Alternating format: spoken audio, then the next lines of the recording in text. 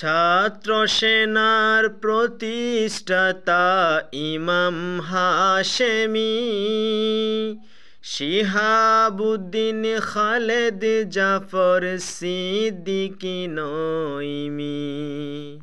ছাত্র সেনার প্রতিষ্ঠাতা ইমাম হাশেমি, শিহাবুদ্দিন খালেদ জাফর সিদ্দিকী নঈমি।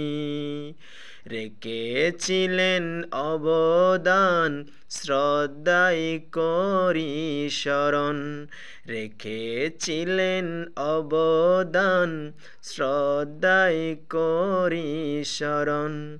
জন্মদিন 21শে জানুয়ারিতে,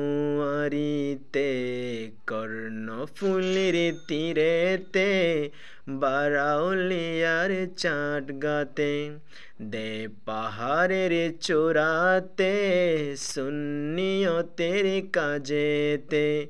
যাত্রা শুরু হয়েছিল ছাত্র সেনার 80 সালের 21শে জানুয়ারিতে, 80 সালের 21শে জানুয়ারিতে।